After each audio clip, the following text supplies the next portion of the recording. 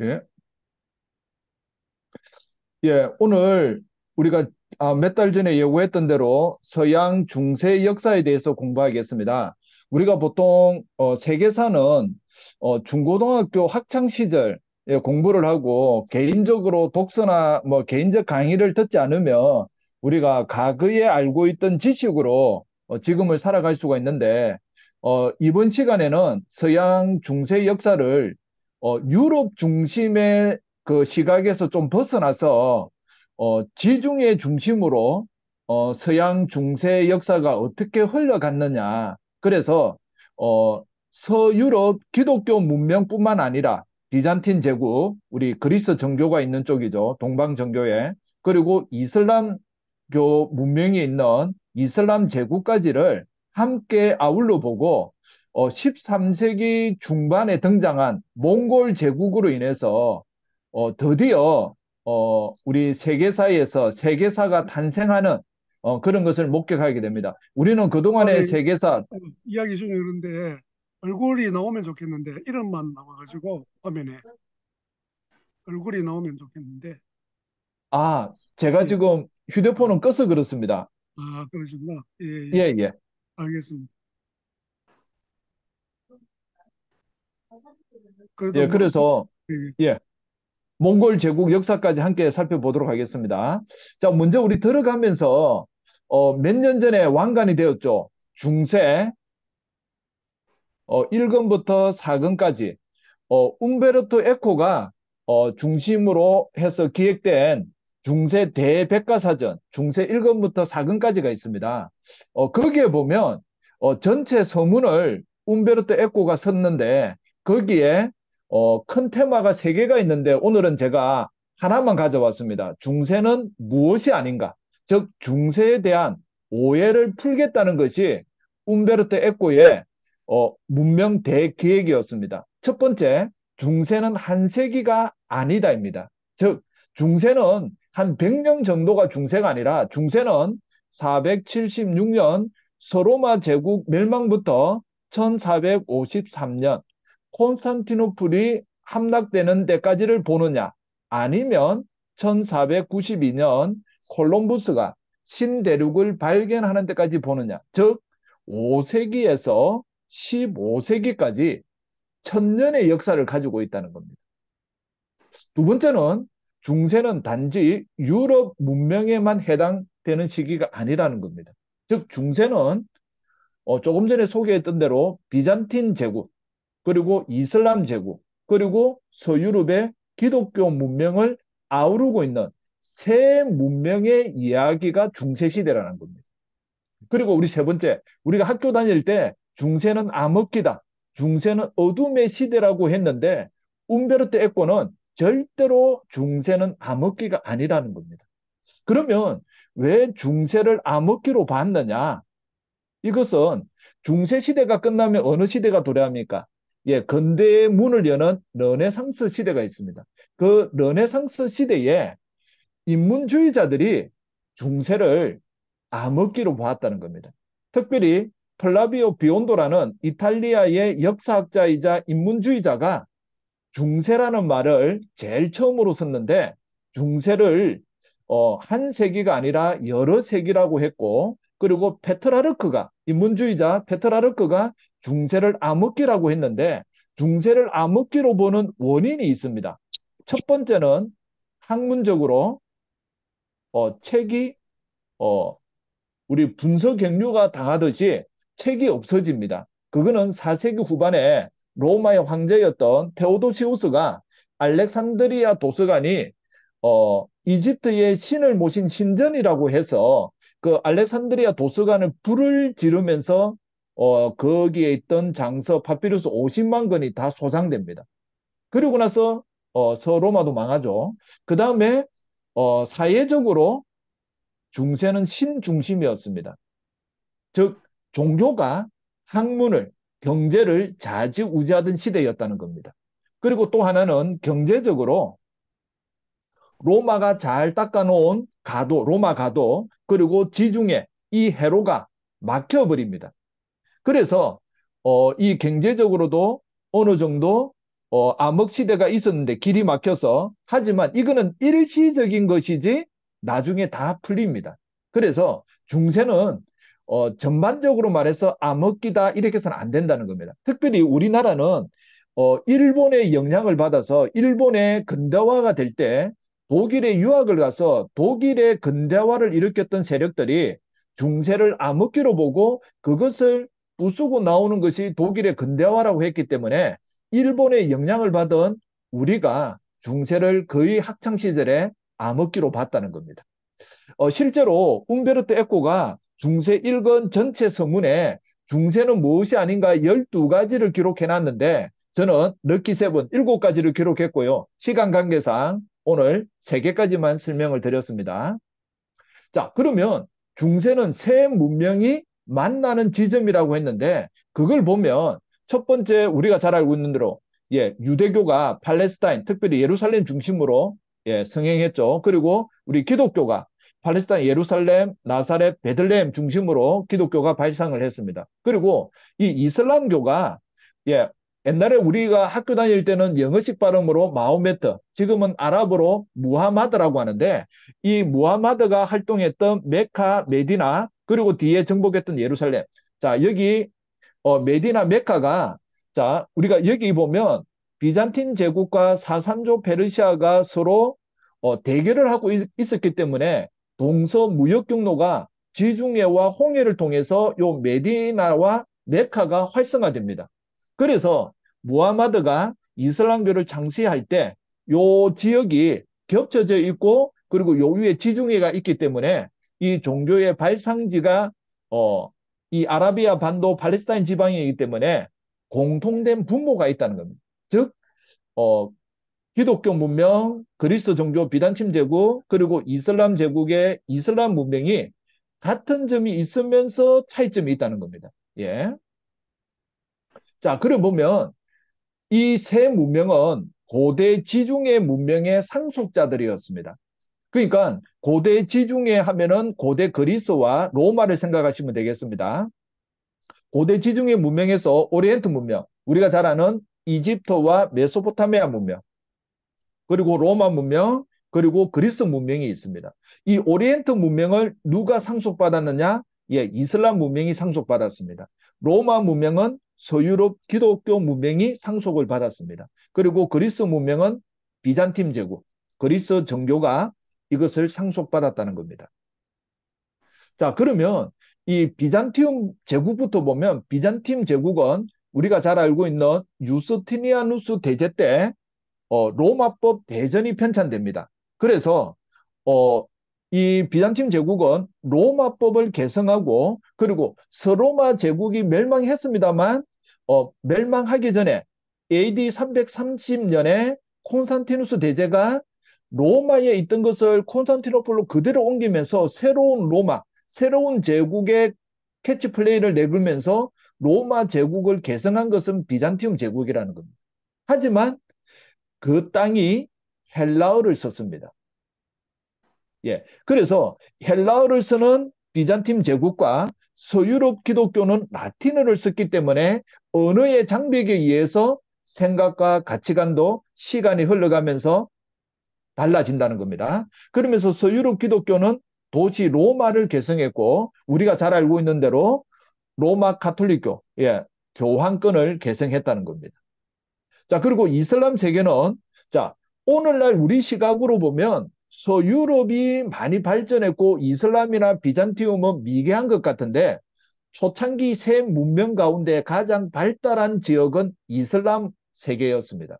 특별히 동지중해의 풍부한 문화유산을 그대로 상속했습니다. 특별히 종교적 관점에서 비잔티움 제국이 기독교를 제외한 모든 학문을 버렸을 때 그것을 받아든 쪽이 사산조 페르시아와 그 뒤를 이은 이슬람 문명이라는 겁니다. 그리고 고대 그리스와 헬레니즘 학문을 그대로 상속했습니다. 특별히 누구의 학문이냐면 아선생의 학문, 아리스토텔레스의 학문을 그대로 개성 발전시켰다는 겁니다.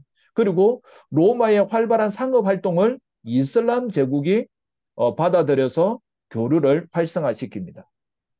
자, 우리가 AD 800년에 한 나라였던 로마 제국이 세 제국으로 분할되는데 첫 번째 서유럽 기독교 문명이라 할 수 있는 프랑크 왕국의 카로루스 제국이 요 유럽 쪽을 차지하고 있습니다.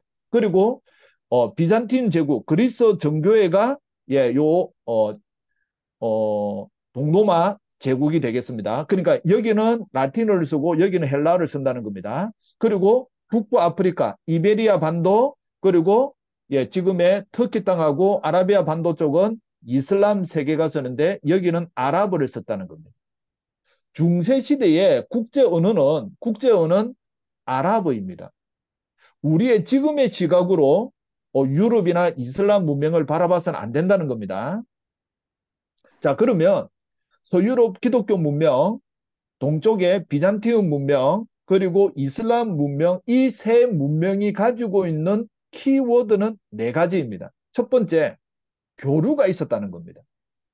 상호 의존하고 또 공존하면서 예, 학문이나 물자 교류가 활발했습니다. 두 번째는 차이점도 있습니다만 공통점이 있는데 조금 전에 소개했던 고대 지중해 문명을 유산으로 상속받았다는 겁니다. 그리고 유대교의 영향을 받았다. 이게 공통점입니다. 그런데 공통점이 한 70이면 차이와 갈등이 30%인데 기독교 문명과 이슬람 문명은 분명히 다르다는 겁니다. 그리고 그 갈등이 문명의 충돌로 일어난 것이 십자군 전쟁입니다. 근데 이 십자군 전쟁은 차이와 갈등으로 전쟁만 있었느냐? 그게 아니라는 겁니다. 오늘 제가 강의에서 가장 하이라이트는 십자군 전쟁 가운데 교류가 있었던, 특별히 학문적 교류가 있었던 부분을 저는 높이 평가하고 싶습니다. 그리고 네 번째는 패권의 변화입니다. 초기 세 문명 가운데 초기는 이슬람 문명이 훨씬 앞서갔습니다. 그리고 두 번째로 비잔티움 문명입니다. 가장 세 문명 가운데 막내였던 기독교 문명이 14, 15세기 이후에 문명을 주도하고 18세기 중엽 산업혁명 이후로 되면 어떻게 됩니까? 이 서유럽 기독교 문명이 전 세계를 지배하는 쪽으로 흘러가고 있다는 겁니다. 자, 그럼 먼저 서유럽 기독교 문명부터 문명이 어떻게 성립됐는가를 보겠습니다. 자, 성립된 것을 보기 전에 서유럽 기독교 문명을 서예 중세 문명이라는 책을 제가 목차를 가지고 왔습니다. 자, 서유럽 기독교 문명은 처음에 우리가 잘 아는 게르만족의 민족의 대이동, 1차 이동입니다. 2차 게르만적 재편의 시도는 뭐냐? 노르만 족들의 이동입니다. 이 노르만족의 이동을 통해서 우리가 잘 알고 있는 서부 유럽의 봉건사회, 봉건제와 장원제가 정착이 됩니다. 자, 그러면서 이 로마 가톨릭교는 이 5세기부터 8세기 사이에 프랑크 왕국의 카르로스 왕조를 통해서 손을 잡습니다. 이 이유는 뭐냐면 비잔틴 제국의 황제가 이 로마 가톨릭교도 좌지우지하려고 했기 때문에 이 로마 가톨릭교의 주교이자 교황이었던 이 교황 세력은 로마 제국 멸망 이후에 프랑크 왕국과 손을 잡아서 비잔틴 제국에 대항하려고 했는데 11세기 이후에 비잔틴 제국이 몰락을 하니까 기독교 세계가 형성되면서 우리가 잘 알고 있는 중세 서부 유럽의 쌍두마차 교황과 황제가 대립하기도 하고 서로 우열을 가리면서 기독교 세계가 형성됐다가 위기로 치닫는데 여기는 흑사병 그리고 대학 그리고 도시가 발달하는데 이 모든 것이 가능하게 된 이유는 뭐냐면 십자군 전쟁, 십자군 운동 때문이라는 겁니다. 그러니까 서유럽의 기독교 문명은 십자군 전쟁 전과 후로 나누어서 기독교 세계가 어떻게 형성되었고 그리고 위기를 초래하고 전성기는 이때라는 겁니다. 그래서 우리가 서유럽 기독교 문명을 좀 더 구체적으로 들어가면 게르만족이라고 하는 이민족들이 기독교를 어떻게 수용했는가에서 우리가 단초를 찾아야 됩니다. 첫 번째, 서고토 왕국이나 반달 왕국이나 여러 왕국이 있었는데 다 잠시 일시적으로 통치하다가 몰락을 했는데 프랑크 왕국은 오래 갑니다. 그 중에서 클로비스 왕이 집단 개종이 일어납니다. 이 클로비스 왕이 부하들과 개종하면서 로마 가톨릭과 게르만족이 결합이 이루어지는데 다른 게르만 왕국은 다 이단이었던 아리우스파를 신봉했습니다.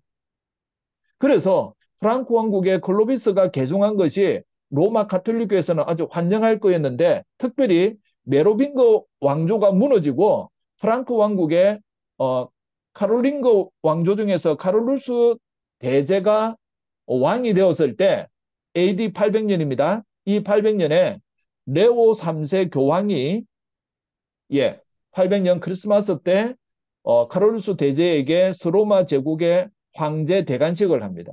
그러면서 이 로마 가톨릭은 프랑크족과 결합을 하면서 왕권의 정통성과 신성을 유지시켜주고 교황은 무력 소유자로부터 보호를 받았습니다.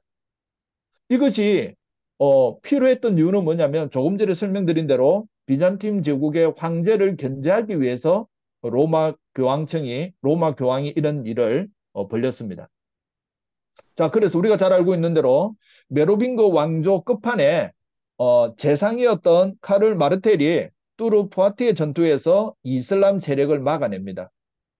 물론 우리가 학창 시절에 배웠던 대로 대전투가 벌어진 건 아니고 선발대가 왔는데 그것을 카를 마르텔이 무찌르면서 어쨌든 기독교를 지켰다고 이야기합니다. 그리고 시간이 흘러서 메로빙거 왕조를 무너뜨리고 카롤루스 왕조가 들어서는데 피핀이라는 사람이 이제 왕관을 받으면서 롬바르드족을 정복하고 거기에 땅을 기증하면서 교황령이 탄생하게 됩니다. 그리고 조금 전에 설명했던 교황 레오 3세 때 카롤루스 대제에게 서로마 황제 대관식을 거행합니다. 자, 비잔티움 제국과 그리스 정교입니다. 자, 우리 비잔티움 제국은 우리가 많이 알지 못합니다. 그러면서 우리에게 부정적인 시각이 있는데 이 부정적인 시각은 누가 제일 먼저 심어주냐면 에드워드 기본이 로마 제국 세망사에서 로마 제국의 가장 기점 정성기는 우리가 잘 알고 있는 오현제 시대입니다. 2세기 이 오현제 시대부터 이 정점에서부터 소로마 멸망과 비잔틴 제국 멸망 때까지를 기록했기 때문에 세락의 역사로 봤습니다. 그러다 보니까 이 비잔티움 제국에 대해서 부정적 평가를 했는데 그것이 우리에게 각인되어 있는 겁니다. 이걸 우리가 조금 희석할 필요가 있는데 제가 비잔티움 제국이라는 책에서 이 역사의 편차를 제가 가져왔는데 목차를 가져왔는데 첫 번째 비잔틴 제국이 탄생하는 것은 서로마와 동로마가 분열하기 전부터 세워졌습니다. 그런데 전성기는 우리가 잘 알고 있는 유스티니아누스 대제 때입니다.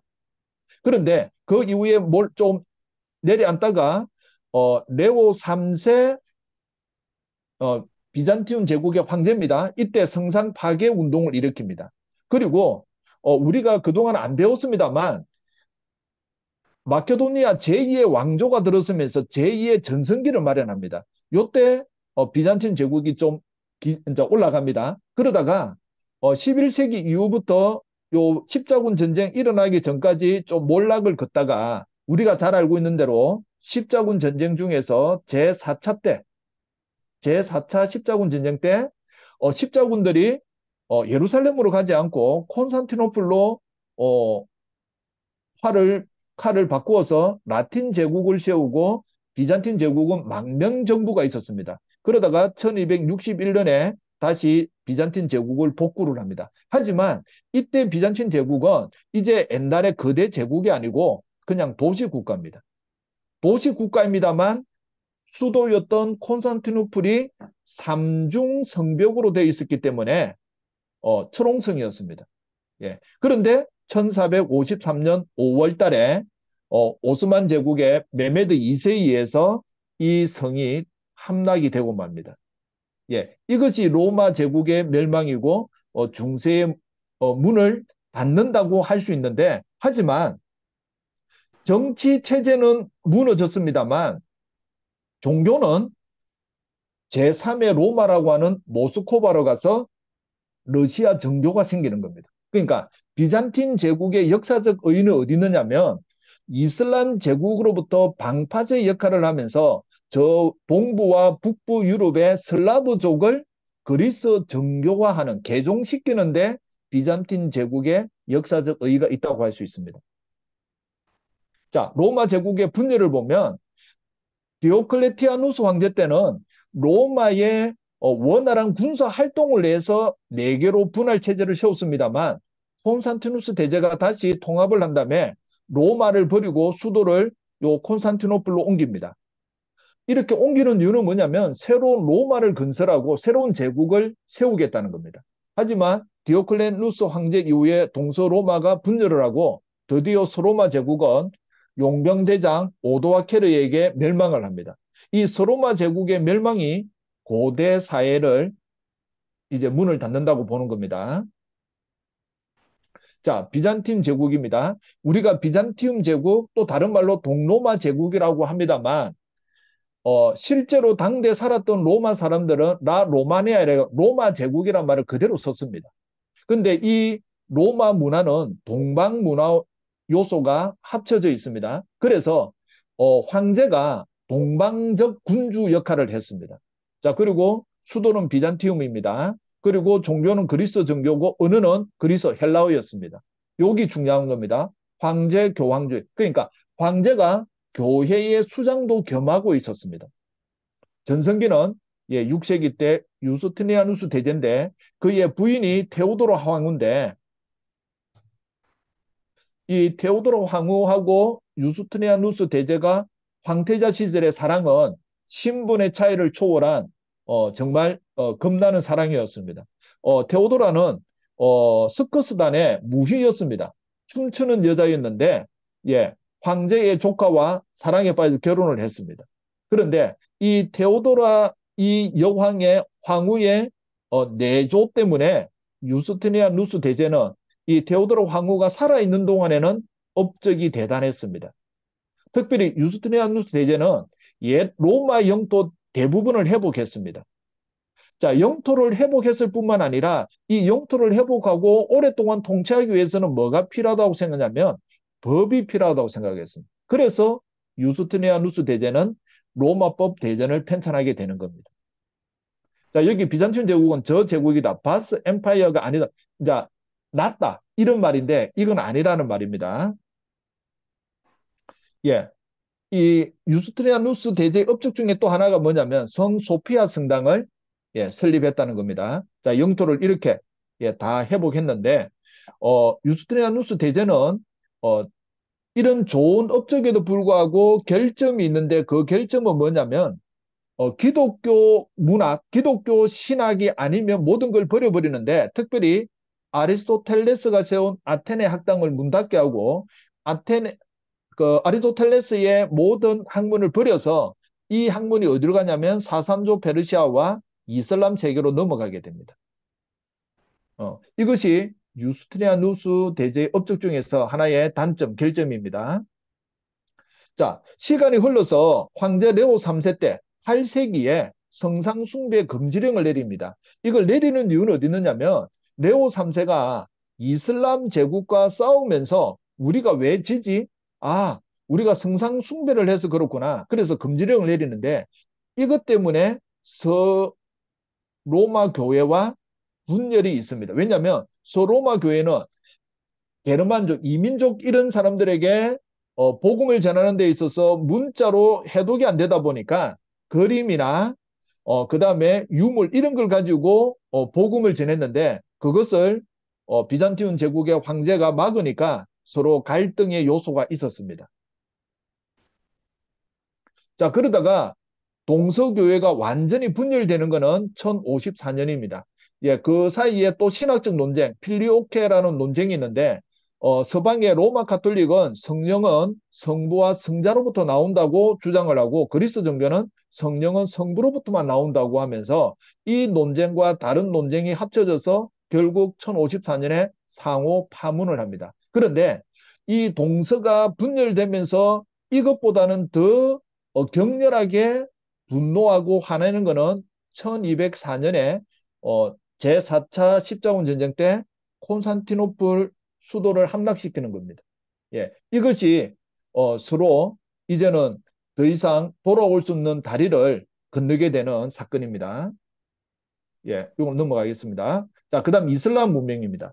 자, 이슬람 문명은 크게 정통 칼리프 시대, 그리고 우마이야 왕조, 아바스 왕조, 파티마 왕조, 셀주크 제국, 오스만 제국이 있는데 요 사이에 또 다른 왕조가 있습니다. 그런데 우리가 잘 모르니까 처음에는 기본으로 삼고 이 파티마 왕조와 셀주크 제국, 오스만 제국과는 어떤 차이가 있느냐면 아랍 이슬람 세력에서 티르크 이슬람 세력으로 어, 지도부가 바뀌는 겁니다.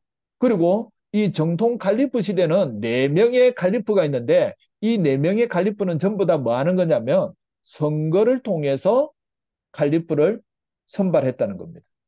그런데 우마이야 왕조부터 요 오스만 제국까지는 칼리프가 있다가 나중 뒤에는 또 술탄이라는 것도 생기는데 특별히 우리가 오늘 시간에는 나중에 제가 학문 분야를 이야기할 때 말씀드리겠습니다만 우리가 아바스 왕조 또는 아바스 왕조를 주목할 필요가 있습니다. 우리는 이슬람 하면은 폐쇄적인 사회고 뭔가 딱 근본주의처럼 느껴지는데 이 아바스 왕조 때는 열린 정책과 평등을 강조하면서 모든 이민족을 받아들이고 특별히 학문을 장려하는데 특별히 번역 사업에 국가적 차원에서 모든 것을 몰빵을 합니다. 그래서 이 아바스 왕조의 수도였던 바그다드가 지혜의 집이 엄청나게 많으면서 그 학문의 보고를 이루고 이것이 나중에 유럽으로 들어가서 유럽이 문을 깨고 나오는 원동력이 됩니다. 그러니까 지금의 유럽이 있게 한 것은 기독교 문명도 있습니다만 이슬람 문명 가운데 아바스 왕조의 지식을 다시 역수입하면서 서유럽이 문명을 박차를 가하게 됐다는 겁니다. 자, 우리가 알라는 아랍어로 신이란 말이고요. 이슬람은 신에게 복종하는 걸 말하고 무슬림은 신에게 복종 따르는데 이슬람 신도를 말합니다. 자, 쿠란은 암송한다는 뜻으로 이슬람 경전입니다. 자, 이 이슬람교의 원년은 성스러운 도망이라고 하는 헤지라가 622년 메카에서 메디나로 피신했던 초승달을 방향 삼아서 갔던 그것을 이슬람의 기원으로 보고 있습니다. 자, 이슬람이 빠른 시간 내에 평창할 수 있었던 이유는 어디 있느냐? 예, 여기는 개연성 없는 설명이고요. 개연성 있는 설명은 이 이슬람이 일어날 때 이 아라비아 반도는 고만고만한 부족 단위의 도시 국가처럼 있었다는 겁니다. 그래서 아라비아 반도를 통일을 빠르게 할 수 있었고 위에 비잔틴 제국과 사산조 페르시아가 수백 년간 경쟁과 대결의 구도에 있었기 때문에 이슬람이 빨리 성장할 수 있었습니다. 그리고 이슬람 교도에게는 세금을 면제해 주었습니다. 자, 이런 여러 가지 이유로 이슬람이 이베리아 반도, 북아프리카, 아라비아 반도, 그리고 예전에 사산조 페르시아까지 다 차지하게 되었습니다. 그런데 이슬람도 무조건 잘 나갔던 게 아니고 이슬람이 분열하는 계기가 있는데 그 전투가 카르발라 전투입니다. 이 분열의 원인은 개성권을 둘러싼 갈등인데 특별히 무하마드의 조카이자 사이였던 알리에 대해서 어, 문제를 두고 서로 갈등이 나눠지는데 알리를 추종하는 세력을 시아파라 하고요. 알리에 대해서 반대하는 쪽이 순위파입니다. 이게 나중에 움마이야 왕조를 세우는데요. 이 알리 아들인 후세인이 이 680년 카르발라 전투에서 죽고 전사하고 맙니다. 예, 그래서 지금의 이란을 중심으로 하고 있는 시아파는 한 15%고요. 나머지 85%는 순위파입니다. 여기는 공동체를 주장하는 쪽이고 이 시아파는 알리의 후손들만 칼리프의 계승자의 후계자의 권한이 있다고 주장하는 쪽입니다. 자, 이슬람 왕조는 제가 조금 전에 말씀드린 대로 정통 칼리프 시대. 아부 바르크는 무하마드의 장인입니다. 근데 친구인데 그 무하마드의 세 번째 부인이 나이가 아주 어렸는데 그 세 번째 부인의 아버지 그러니까 무하마드의 장인으로서 이 사람이 초대 칼리프가 되고요. 2대 우마르, 3대 우스만, 4대가 알리입니다. 근데 알리가 암살을 당하면서 우마이야 왕조가 들었습니다. 그리고 아바스 제국이 750년부터 1258년, 즉 이 아바스 제국이 어느 제국에 망하느냐면 몽골 제국에 망한다는 겁니다. 그래서 아바스 왕조가 학문 장려했던 게 바그다드가 풍지박산나면서 더 이상 그 이후에 이슬람 제국에서는 아바스 왕조만큼 포용 정책과 학문을 장려하는 게 없었다는 겁니다. 자, 우리 여기 보면 칼리프는 계승자라는 뜻으로 이슬람 공동체를 이끄는 통치자를 말합니다. 뒤에 술탄이라는 말이 생기는데 이 술탄은 아랍어로 건의, 권력을 의미하면 우리로 말하면 뭐 왕 정도 됩니다. 그리고 에미르는 한 지역에 통치하는 군주를 말합니다. 예, 요 넘어가겠습니다. 자, 드디어 우리 사무엘 헌팅턴이 말하는 문명의 충돌이라고 하는 것이 바로 터진 건 십자군 전쟁입니다. 근데 이 십자군 전쟁은 1095년부터 1291년 기독교 왕국의 마지막 최후의 도시였던 아크레가 이제 이슬람 수중으로 떨어지면서 십자군 전쟁은 끝이 나는데 약 200년간의 전쟁이었습니다. 근데 이 200년간의 전쟁이 정말 성스러운 전쟁이었는가에 대해서 우리가 물음표를 던져봐야 되고요. 그 다음 이 십자군 전쟁 기간 동안에 전쟁도 일어났습니다만 물자 교역이라든지 학문의 교류가 있었다는 겁니다. 이걸 우리가 놓쳐서는 안 된다는 겁니다.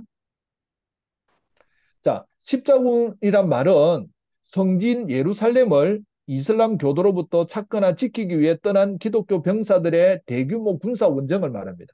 예, 조금 전에 말씀드린 대로 시간적 기간은 1095년부터 1291년입니다.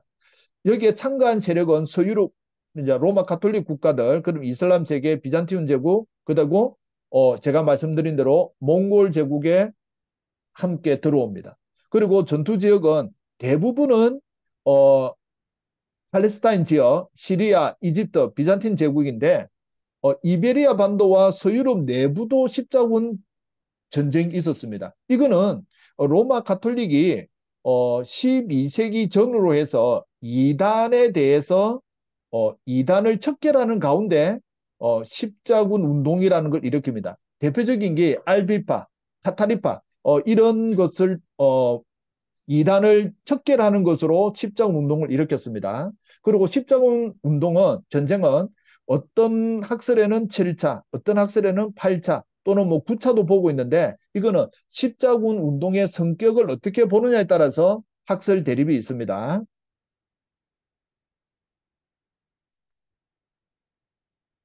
자, 십자가 서약을 한 십자군들에게는 부유한 특혜가 있는데 일시적으로 성직자 지위를 획득할 수 있습니다. 그리고 교회가 가족과 재산을 보호하고 십자군 원쟁 중에 타인이 몰수하거나 뺏은 땅과 소유물은 반환합니다. 그리고 이 출전한 기간 동안에는 소송이 중단되고 나중에 우리 종교개혁의 발단이 되는 면벌부가 주어집니다. 자, 이 십자군 운동에 대한 동기가 계층에 따라서 다릅니다. 첫 번째, 교황은 유럽 내의 권력을 강화하기 위해서 십자군 운동을 일으킵니다. 그리고 동서교회 분열 종식과 통합 차원에서 그리고 유럽 내부의 갈등과 전쟁을 외부인 이슬람 세계로 공격의 화살을 돌리는 겁니다. 자, 기사들은 어떤 현실적인 목적이 있었냐면 부와 토지를 획득하는 겁니다. 왜냐하면 유럽은 장자 개성권이 있었기 때문에 차남이나 삼남 이상은 아버지로부터 재산이나 권위를 부여받지 못하기 때문에 이 십자군 전쟁을 통해서 그 이제 예루살렘 쪽에 땅을 이제 회복하며 자기가 영지를 할당받을 수 있었기 때문에 적극적으로 참여했습니다. 그리고 상인들은 특별히 상업도시는 경제적 이익이 있어서 출전을 하는데 초기는 제노바와 피사가 적극적이었는데 어, 이때 가장 세력이 컸던 도시였던 베네치아가 처음에는 소극적이었는데 나중엔 적극적으로 동참하고 특별히 4차 십자군 전쟁 때는 라틴 제국을 세우는데 베네치아가 1등 공신이었습니다. 자, 교황이든 기사든 상업도시 상인이든 공통된 분모는 종교적 열정이 있었다는 겁니다. 자, 1차 십자군 운동을 일으키기 위해서 우르반 2세가 일으킨 회의가 1095년 클레르몽 공의회였습니다. 하나님이 원하신다는 겁니다. 예, 그러면서 십자군 운동이 일어나는 겁니다. 그런데 4차 십자군은 어떻게 되느냐면 이슬람 쪽으로 예, 활과 칼을 돌리는 게 아니고 베네치아 상인들과 결탁해 가지고 콘스탄티노 비잔틴 제국으로 화살을 돌립니다. 그래서 어, 라틴 제국이 들어서고 베네치아 해상 영토가 넓어지게 됩니다. 그리고 이 십자군 전쟁과 그리고 순례 이런 걸 통해서 종교 기사단이 성립되는데 특별히 성전 기사단과 병원 기사단이 있습니다. 성전 기사단은 나중에 프랑스의 필립 4세에 의해서 재산을 몰수하기 위해서 필립 4세가 이단으로 몰면서 단장이 화형을 당하기도 합니다. 자, 그 다음에 이 십자군 전쟁을 하는 기간 동안에 이 유럽 쪽에 특별히 이베리아 반도, 지금의 스페인이죠. 스페인, 포르투갈, 그리고 이탈리아 남부인 시칠리아 섬에 어, 기독교 문명과 이슬람 문명이 공존하는 시기가 있었습니다. 이 공존하는 시기에 공존도 있습니다만 또 보이지 않는 갈등도 있었습니다. 그러니까 어, 대량 학살이 이루어지는 제노사이드가 이루어졌다는 겁니다. 자, 우리가 이베리아 반도, 지금의 스페인 역사를 잠시 보면 이베리아 반도 연대기를 보면 초기는 로마 제국의 지배하에 있었습니다. 히스파니아라고 하죠. 그러다가 잠시 게르만족의 일파인 스고토족의 지배를 받습니다. 그러다가 711년에 이슬람이 진출해서 이 이슬람이 1492년 우리 콜럼부스가 신대륙을 발견하는 것은 이슬람 세력을 몰아냈던 원년이었습니다. 그 원년을 기념하기 위해서 카스티아와 아라곤이 합쳐진 그 스페인이 배 세척을 대여해 주면서 신대륙 발견이 이루어지는 겁니다. 자, 그래서 이 이슬람이 진출한 다음에 렌콩키스타, 재정복, 이슬람을 다시 재정복하는 시기가 11세기 중엽부터 그라나다 왕국이 물러나는 1492년, 약 300년 가까이 이 기독교 문명과 이슬람 문명이 갈등하면서 공존했다는 겁니다. 자, 이베리아 반도가 공존의 공간이었는가? 초기에는 다수의 무슬림이 있었고 소수의 기독교인과 유대인이 있었기 때문에 이슬람 세력에 대해서 관용의 정책을 펼쳤습니다. 하지만 점점 시간이 흘러가면서 영토가 기독교 문명 쪽으로 더 많이 영토가 넓어지면서 무슬림에게 공존해서 갈등으로 갑니다. 그리고 나중에는 개종하지 않으면 추방하겠다고 하는 정책을 펼치게 되는 겁니다. 예, 시칠리아 섬은 지중해 문명의 교차로였는데, 자, 시칠리아 섬의 지배자 연대기를 보면 처음에는 비잔티움 제국이었습니다. 그런데 826년부터 1091년까지는 이슬람이 통치하고 있던 시기였습니다. 요 시칠리아가. 그런데 우리가 잘 알고 있는 2차 노르만족 이동 중에 한 일파가 남쪽으로 내려와서 시칠리아를 지배했던 지역이 있습니다. 이게 1060년부터 1194년이고요. 그리고 신성 로마 제국의 호예스타우펜 가문이 지배한 것이 또 한 70년 정도 됩니다. 그리고 프랑스의 앙주 가문이 차지했던 시대가 또 한 몇십 년 됩니다. 그리고 마지막은 우리가 잘 알고 있는 조금만 했던 스페인의 아르곤 왕국이 1282년 이후에 지배를 했었습니다. 그러다 보니까 예, 로마 문화, 이슬람 문화, 노르만, 그리고 신성 로마, 그리고 프랑스, 그리고 스페인까지 이 쫓겨난 이 섬에 엄청나게 많은 문화가 공존했다는, 혼합이 이루어졌다는 겁니다. 자, 그 중에서 노르만 지배하에 있었던 시칠리아 섬을 보면 노르만 정복 당시 시칠리아에는 다수의 무슬림들이 있었습니다. 그리고 소수의 유대인과 기독교인이 있었습니다. 그런데 12세기 동안의 무슬림 인구는 80%로 감소하고 맙니다. 그리고 이것이 이슬람 정책을 장기화하는 가운데 나중에 시칠리아 섬에 있던 무슬림을 이탈리아 반도 루체라는 곳에 강주 이주를 시키는데 얼마 시키느냐? 2만 명을 강제 이주를 시킵니다. 그러면 오늘날 말하면 한 20만 명이 넘겠죠. 그러니까 무슬림에 대해서 기독교 국가나 이런 쪽에서 무조건 온화한 정책만 펼친 게 아니고 좀 무리를 둔 것도 있고 좀 이것처럼 강제 이주한 거는 목숨을 안 뺏기 위해서 강제 이주시킨 경우도 있습니다. 예, 그래서 12세기 시칠리아는 문화적 혼합이 일어나는데 비잔티움 문화, 이슬람 문화, 노르만 문화, 유대 문화 다 섞였다는 겁니다. 그 중에서 이 로제로 2세 때 어, 무슬림들을 진심으로 대우받고 보호했는데 심지어 프랑크 쪽에 대항하면서까지 보호를 받았다면서 이 로제 왕에 대해서 무슬림은 로제 왕을 좋아하는데 기독교 국가에서는 로제로 왕을 싫어했습니다. 이건 아주 프리드리 2세도 마찬가지입니다. 자, 그 중에 로제르 2세 때 이 알 이드리시라는 사람이 많은 여행을 했던 사람인데 이 사람에게 왕이 요청을 해서 지리학 보고서를 발간하게 됩니다. 그 중에 하나가 뭐냐면 예, 이 시대 중세 시대에는 왕이나 어, 돈이 많은 상인은 세계 지도를 가지고 있었습니다. 예, 다른 지도도 있었는데 제가 이 은쟁반 지도만 가졌는데 이것을 180도 돌리면 지금의 예, 유럽이 보이는 땅으로 지도가 세계 지도가 이렇다는 걸 이 당시 사람들이 인식을 했다는 겁니다. 예, 프리드리 2세 신성 로마 제국 황제인데 여기에는 어, 부정과 긍정의 평가가 있습니다. 그 중에 하나가 루체라 강제 이주 정책 때문에 예, 그런 평가가 있습니다. 자, 그다음 우리가 몽골의 평화 시대, 예, 진정한 세계사가 탄생하게 되는 원년이 13세기 초반입니다. 예, 근대 이전 유럽과 아시아가 만난 사건을 보면 훈족의 침입입니다. 자, 훈족의 침입으로 중세가 예, 성립하게 되죠. 자, 그다음 13세기 중엽부터 14세기 중엽이 몽골의 서방 진출입니다. 잠시의 만남이 아니고 한 100년 이상 예, 교류가 일어난다는 겁니다. 그리고 몽골의 후손인 티무르 제국 때 또 서방 정벌이 이루어집니다. 이것 때문에 오스만 제국이 치명적인 타격을 받아서 비잔틴 제국이 한 50년간 더 생명이 연장되었습니다. 자, 몽골이 정복한 걸 보면 우리 고려부터 해가지고 요 폴란드, 헝가리까지입니다. 그러니까 흑해까지 거의 다 먹은 거죠. 예. 그런데 이 몽골이 어디서 패배를 한번 하게 되느냐면 1260년 요 맘루크 제국이 있습니다. 이 맘루크 제국과 몽골 제국이 전투를 한 곳이 아인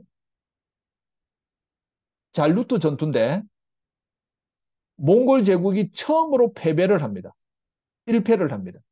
그래서 이 몽골 제국이 유럽과 손을 잡고 이슬람을 몰아내자고 하는 평화의 무드가 조성되기도 합니다.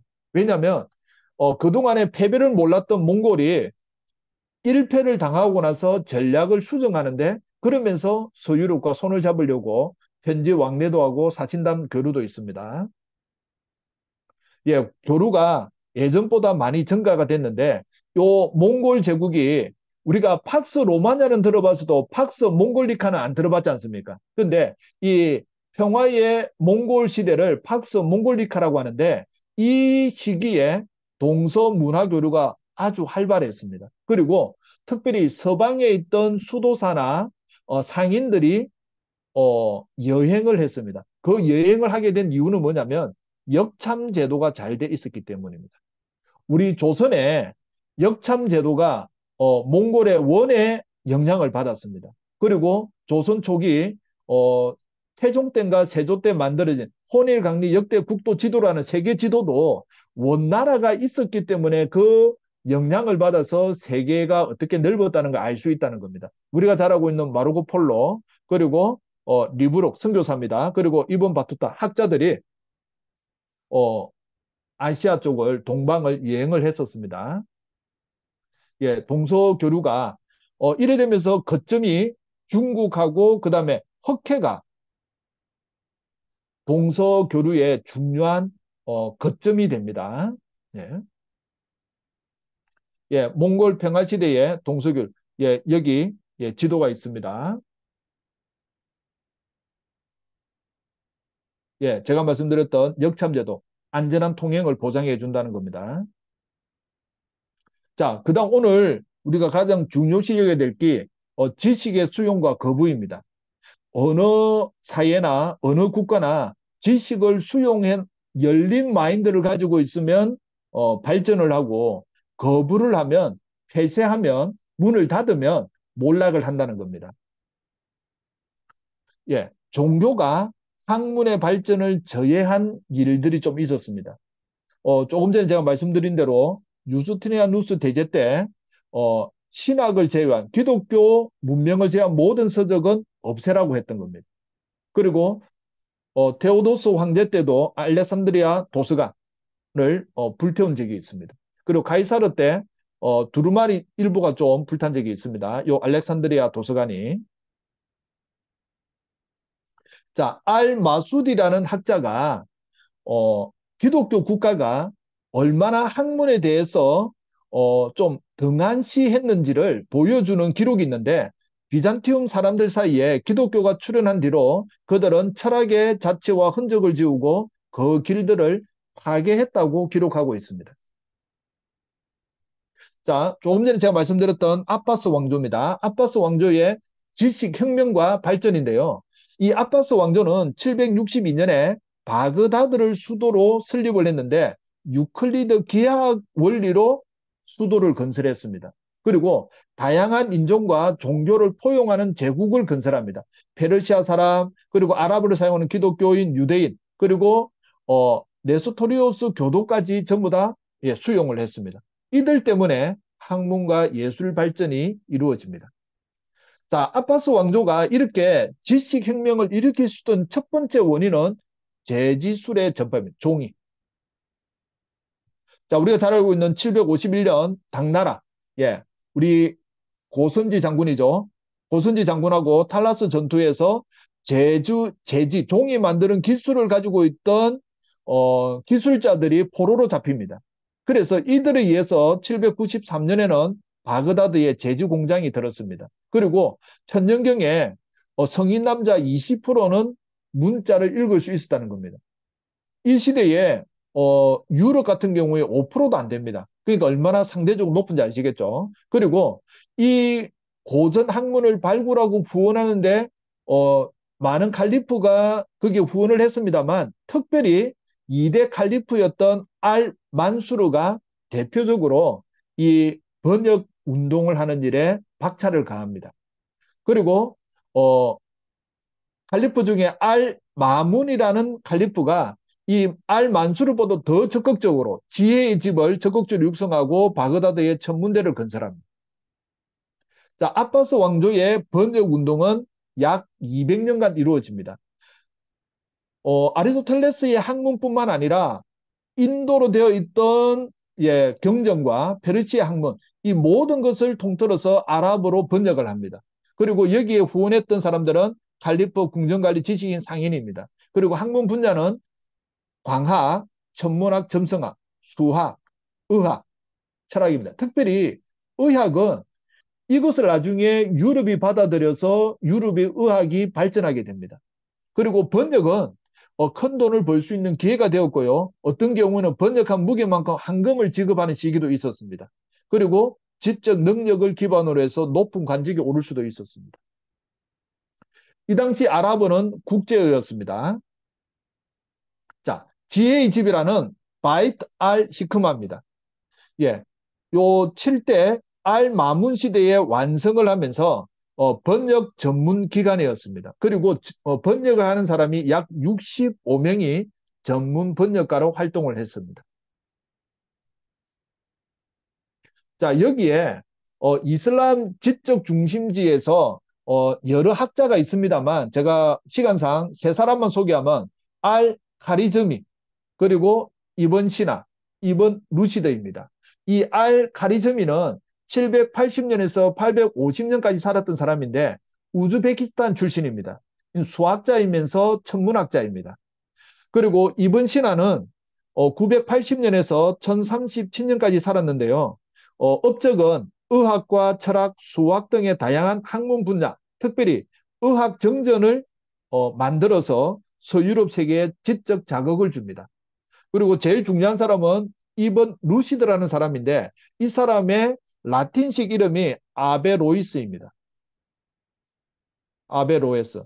자, 제가 아베로이스를 강조하는 이유는 어디냐면 이 사람이 아리스토텔레스의 모든 작품을 아랍어로 번역을 했습니다. 그리고 아랍어로 번역했을 뿐만 아니라 주해를 달았는데 이것을 나중에 12세기 이후에 서유럽 기독교가 받아들이면서 이번 루시드라는 아랍어 이름을 쓰지 않고 아베로이스라고 쓰면서 이 사람이 활동했던 이베리아 반도에 아, 이 기독교 학자겠구나라는 이름으로 둔갑을 시킬 정도로 서유럽이 조금 어, 다르게 왜곡해서 자기 거인 양 번역을 했다는 겁니다. 나중에 라틴어로. 자, 그래서 11세기, 12세기, 13세기에 아랍어 저술들이 라틴어로 번역되기 시작합니다. 자, 이 11세기 이후니까 언제입니까? 십자군 전쟁 전후라는 겁니다. 이 대표적인 지역이 어디냐면 이베리아 반도, 시칠리아 그리고 시리아에 십자군 전쟁하고 있던 기독교 왕국이라는 겁니다. 분야는 신학, 의학, 철학, 과학입니다. 예, 13세기 철학자 로저 베이컨은 철학은 무슬림에게서 나왔다라고 이야기하기도 했습니다. 예, 특별히 이 11세기 이후에 특별히 아리스토텔레스의 작품을 아랍어에서 라틴어로 번역하게 된 결정적인 이유는 뭐냐면 제가 십자운동에서 잠시 말씀드렸습니다만 이단 출현에 대해서 종교 재판을 하는 데 있어서 이단 조사관이나 이단 신문관이나 이단 심판관들이 논리의 해로도를 완성하기 위해서 아리스토텔레스의 작품을 라틴어로 번역했다는 겁니다.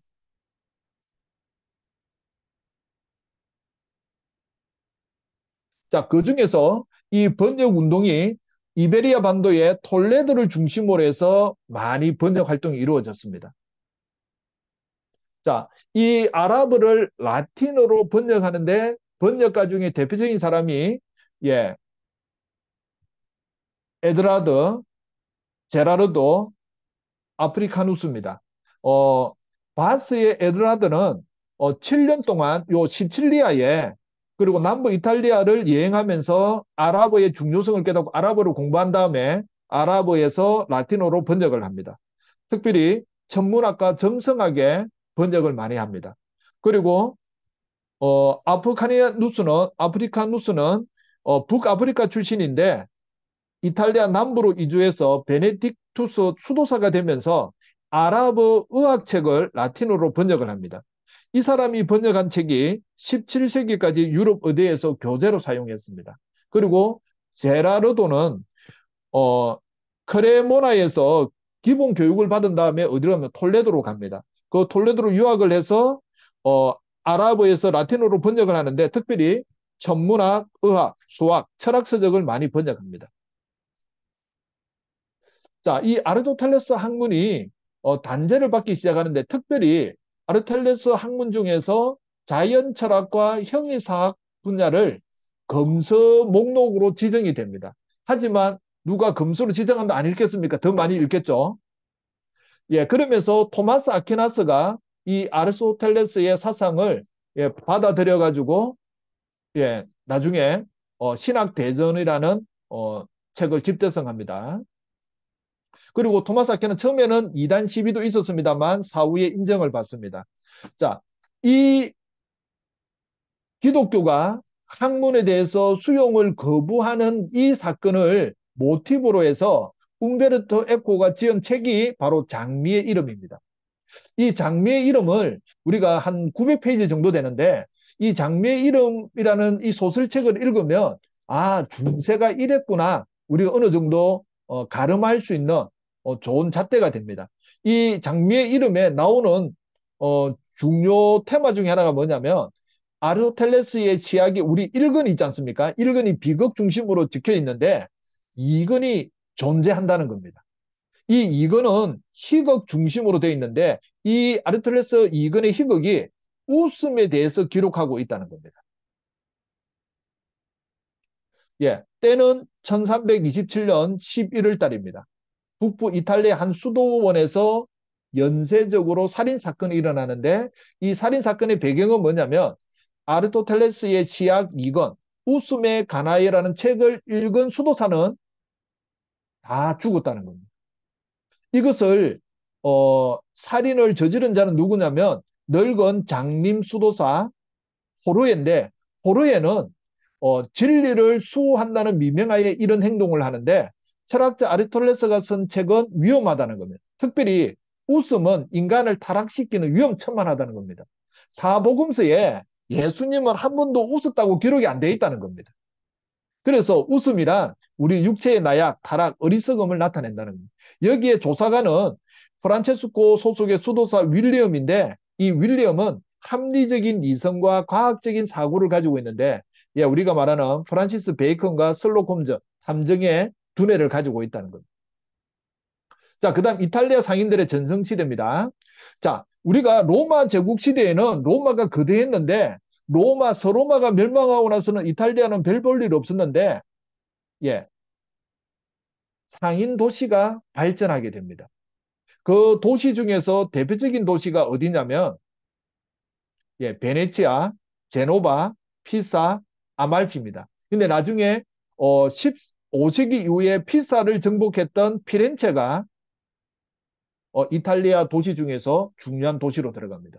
이 네 도시는 지중해 무역권에 베네치아는 향신료로, 제노바는 명반이라는, 예, 염색 원료를 가지고 떼돈을 법니다. 그래서 유럽에 있는 왕국이 1년 예산보다도 베네치아 도시 국가의 1년 예산이 훨씬 더 많았습니다. 예, 그다음 패권의 변화입니다. 예, 비잔티움 제국이 몰락하고 오스만이 팽창을 합니다. 자, 우리가 잘 알고 있는 1453년 5월 29일 날 드디어 콘스탄티노플이 몰락을 합니다.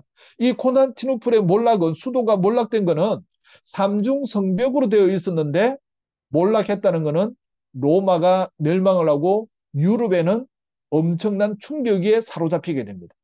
그리고 이 비잔티움 제국의 몰락과 함께 어느 도시 국가가 몰락을 하느냐면 베네치아가 몰락을 합니다. 그 뒤에 오스만 제국은 누구하고 손을 잡느냐면 바로 피렌체와 손을 잡게 됩니다. 그래서 피렌체가 금융의 도시가 되는 겁니다. 그런데 정말 중세의 종말로 비잔틴 제국 몰락을 봐야 되느냐?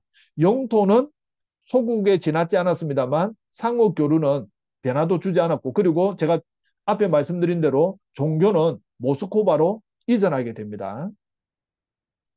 자, 그 다음 오스만 제국의 비잔틴 제국 정복은 인도로 가는 새로운 신학로 개척에 그렇지 않다는 게, 예, 나중에 제가 자료는 공유하겠습니다.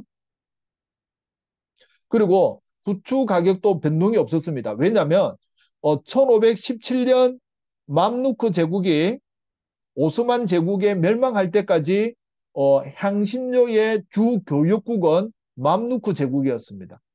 이 맘루크 제국은 노예 용병들이 세운 제국인데, 아바스 왕조가 멸망할 때 거기 있던 칼리프를 모셔와서 자신들의 제국의 상징이 되었습니다. 그런데 맘루크가 오스만 제국에 멸망하고 나서는 달라집니다.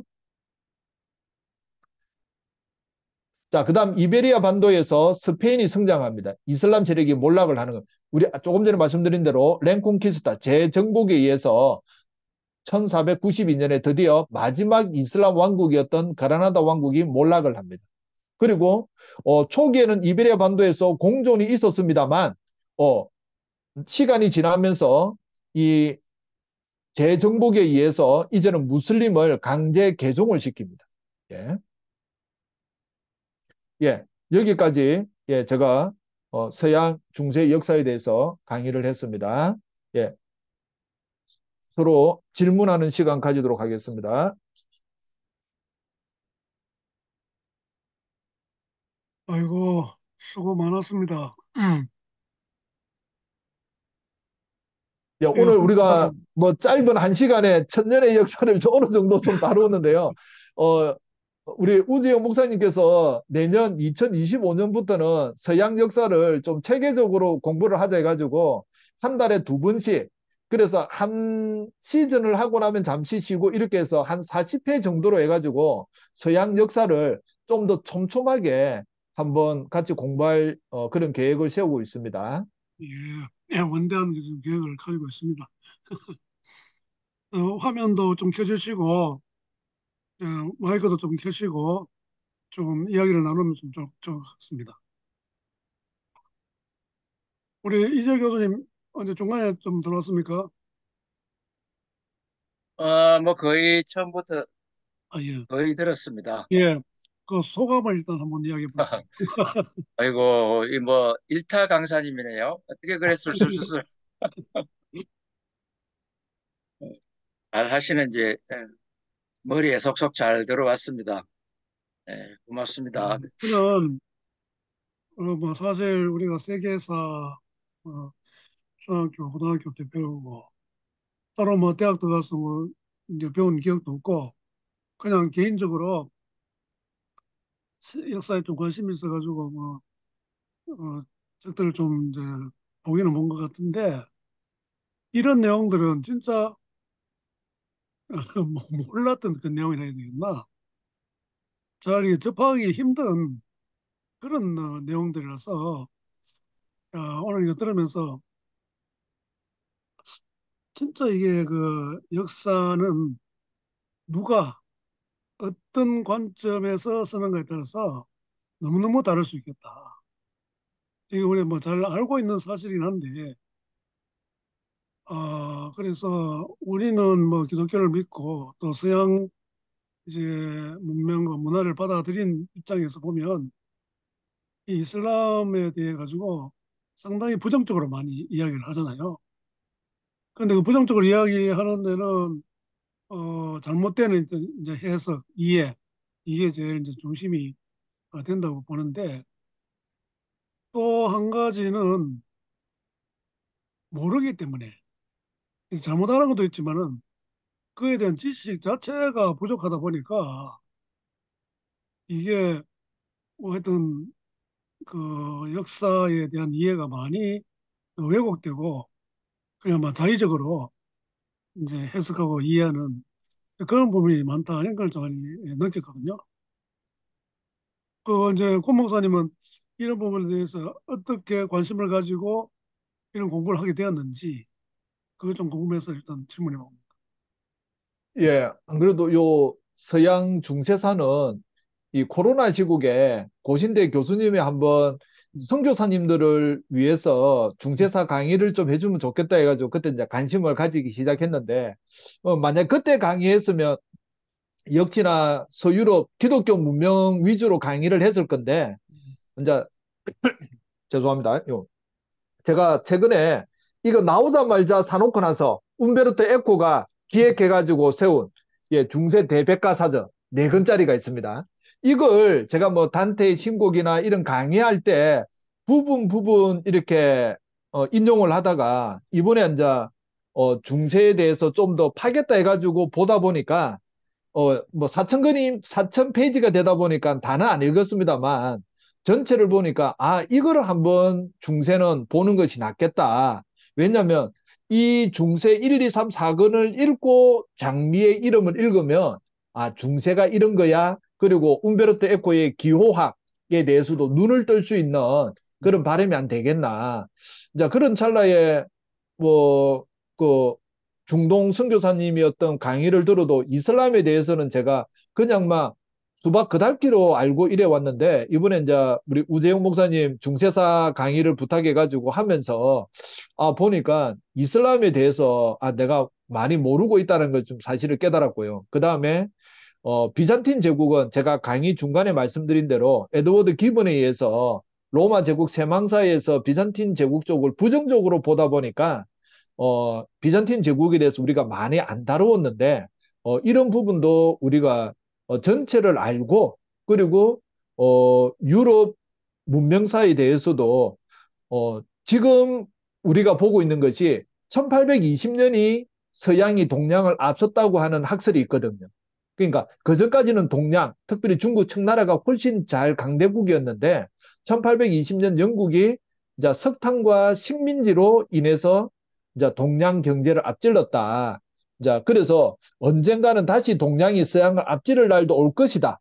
그 학자는 예견하고 있는데, 그러니까 통으로 볼 수 있는 그런 시각을 저는 좀 가지고 싶어서 어, 제가 역사를 좋아하기 때문에 뭐 이런 책 저런 책 읽다가 또 요즘은 제 아들이 역사 덕후라서 뭐 잘 모르면 이제 물어봐가면서 하면서 조금 조금씩 알게 된 겁니다. 예. 예. 아직까지는 뭐 체계적으로 공부는 안 했는데 내년에 우 목사님이 한번 계획했던 대로 한번 하자면 좀 체계가 더 안 잡히겠나 싶습니다. 예. 그래서 저는 이제 개인적으로 역사에 관심도 많고 또 중요하다는 걸 좀 저 청소년 때부터 그런 걸 좀 내가 느껴가지고 그게 그때 우리나라 그 한국사 뭐야 이제는 뭐 책 이름도 잊어버렸다. 한국사 신론인가? 한국사 신론인가? 그 책도 그냥 뭐 한 권 다 읽으면서 아 이게 전체적으로 쭉 이해하는데 많이 도움이 되고 이랬거든요.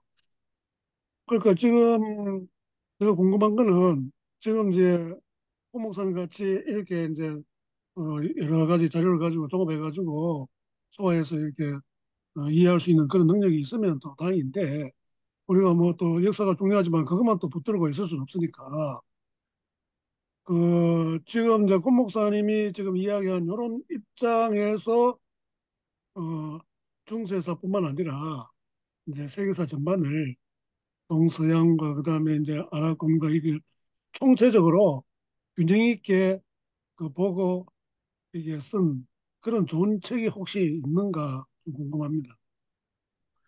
오늘 강의의 대부분은 예, 이 책입니다. 그 이화여대 남종국 교수님이 지은 천년의 바다. 그러니까 중세 지중해 교류사거든요. 음, 예. 이게 좀 많은 도움이 되었습니다. 그래서 이슬람 세계에 대해서도 그리고 비잔틴 제국에 대해서도 우리가 좀 균형 잡힌 시각을 가지고 있어야겠다. 예. 아니면 우리는 학창 시절부터 유럽 세계관의 서양 중심의 그런 세계 역사관을 가지고 있기 때문에 초반에 들어가기 전에 움베르토 에코의 중세 그 전체 서문을 가지고 말씀드린 대로 우리가 오해하고 있는 부분이 많다는 겁니다. 예.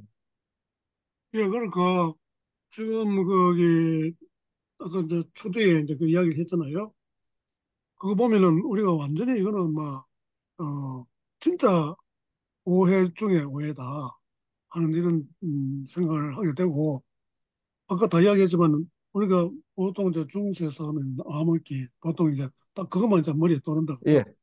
그런데 실제로 알고 보면은 이제 너무나 다른 이제 그런 내용들이 있는데 그게 참 역사는 뭐 승자의 기록이다 뭐 이런 이야기가 흔히 있잖아요. 그걸 또 자기 그 갖다가 미화하고 합리화시키는 이제 그런 식으로 하다 보니까 그런 이야기가 이제 나왔는데 그거는 뭐 어쩔 수 없는 이제 현실이다 할지라도 이제 보면은 이제 역사학자들도 보면은 이 야사라든지 또 정통적으로 이게 학계에서 이렇게 수용된 그런 이론 외에 좀 더 신빙성 있는 일 갖다가 탐구하고 하는 그런 학자들도 있고 그러니까 이제 소위 말하는 그 정통 그 학자들 이제 그런 사람 가운데도 좀 있겠지만은 소위 야인으로서 그런 이제 학문계에 이제 발을 들여놓지 않고 혼자 이게 파고하는 그런 분들 있잖아요. 그 우리나라 같으면 이이화 씨 같은 경우 아마 그런 예라고 생각하는데 그런 사람들이 연구한 것이 어떻게 보면은 이렇게 신빙성이 더 많다 이런 의미보다는 우리가 알고 있는 역사의 좀 어, 부족한 부분 어떤 이제 잘못 알고 있는 부분 이런 갖다가 이렇게 좀 교정시켜주는 그런 역할을 한다고 좀 생각은 들거든요. 그런데 예, 이제 안 그래도 지금은 작고 하셨는데 고 남경태 선생님이라고 예, 뭐 민주화 운동 하시다가 그 다음에 이제 번역을 하시다가 이분은 이제 서울대 사회학과 출신인데 번역을 많이 하시다가 역사에 관계되는 거에 대해서 한번 통달을 한 것 같습니다. 그래서 이제 다음 시즌에 내년에 이제 할 때 그 강윤 박사님의 역사 고전 강의하고 남경태 선생님이 지은 종횡무진 서양사라는 책이 있습니다. 자, 거기에 기본 골자는 뭐냐면 고대 문명의 씨앗이 있으면 그리스 로마는 서양의 뿌리라는 겁니다. 그리고 이제 중세가 줄기가 되고 근대로 넘어가면서 이제 꽃과 현대는 열매를 맺는 그런 큰 테마를 가지고 이제 역사를 바라보는 그 전개를 하는데 이제 이분이 그 서양사라는 책 말고 이제 역사라는 책이 있습니다. 음, 동양과 서양을 로컬로 볼 것인가 안 그러면 세계화로 볼 것인가. 음, 그래서 이분 나름대로 좀 서양의 괜찮은 그 학자들이 번역한 걸 번역을 하다 보니까 이분이 나름대로 역사에 통찰력이 생긴 것 같아요. 음, 그리고 이제 그 한 분은 이제 강유원 박사님은 제가 이제 사직강을 하자고 우재영 목사님한테도 말씀드렸던 이유가 강유원 박사가 서울의 모 도서관에서 40회 강의를 하고 역사 고전 강의를 이제 집필을 했더라고요. 그래서 그 체계에 맞춰서 하면서 남경태 선생님 책이나 그다음에 우리가 이제 가장 전평 나와 있는 서양 문명 발전사라든지 이런 책을 가지고 전체 이제 꼭다리를 정하고 그다음에 강유원 박사는 이제 1차 자료 이런 걸 갖다가 인용을 많이 해놨더라고요.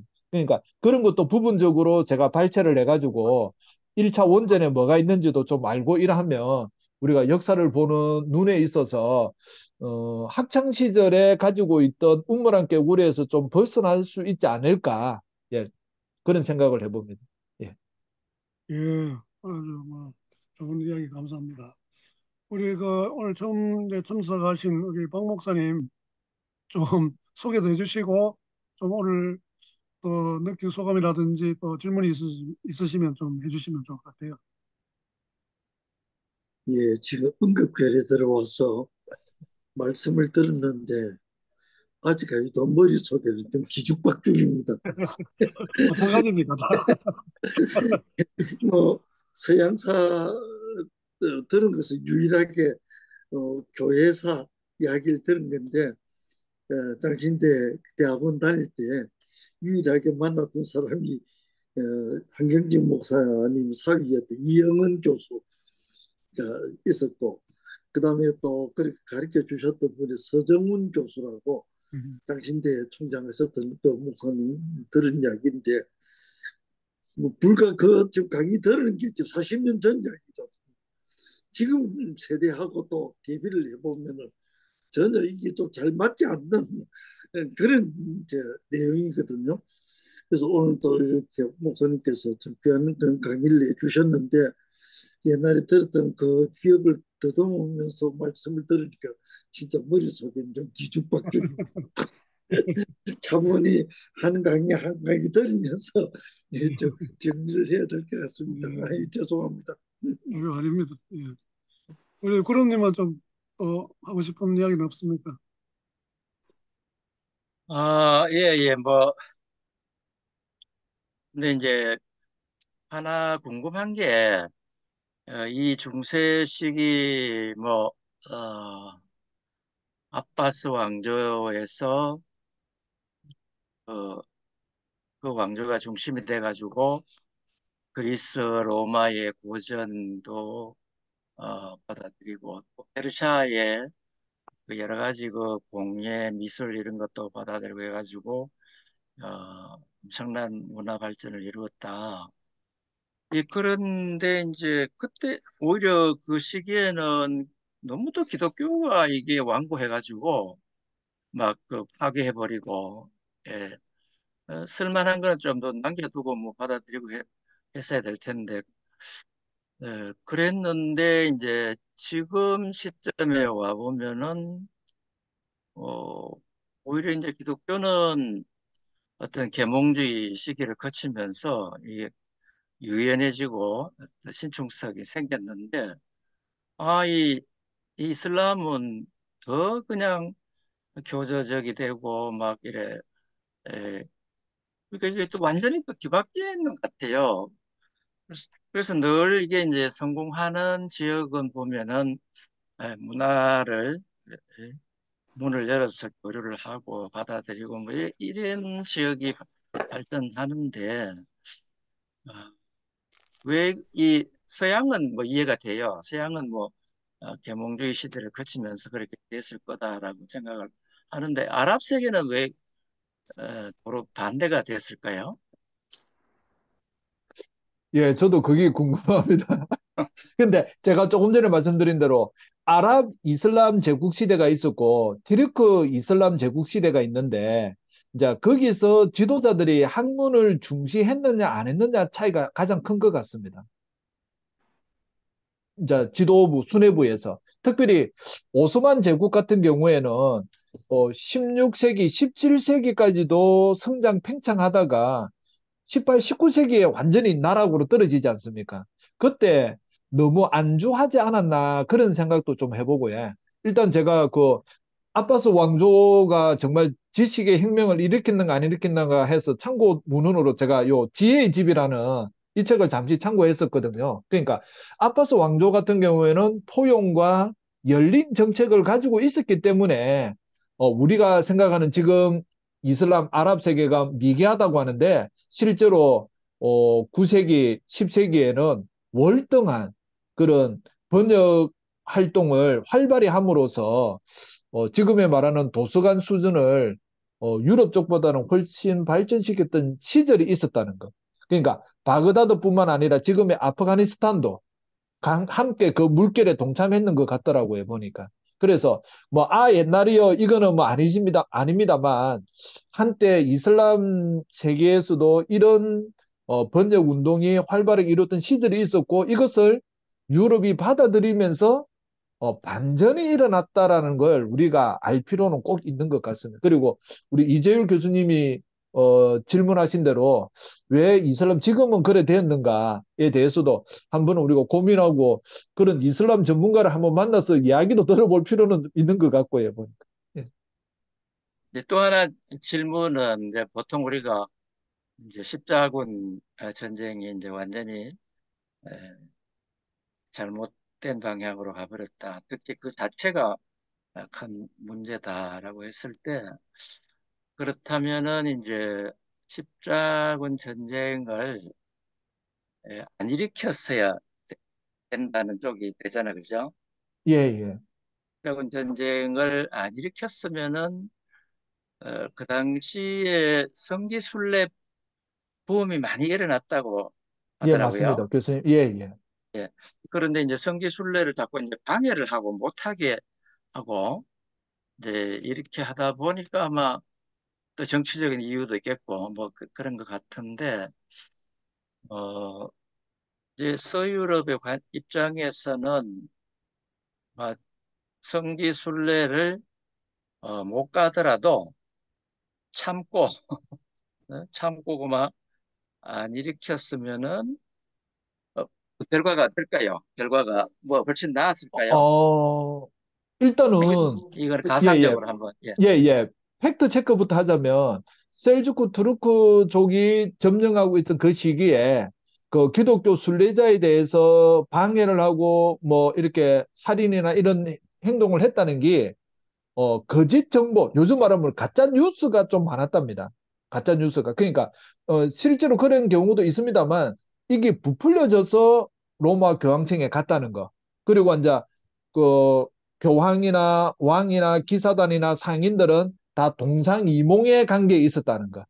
그러니까 그들은 서로의 그런 주판화를 뒹구면서 이 십자군 운동을 일으키면 이렇게 될 거다 이래 했지만 결국은 제게 제가 넘어가듯이 교황은 그거로 처음에는 승승장구했는데 결국은 십자군 운동이 실패하면서 교황권도 몰락을 하지 않습니까?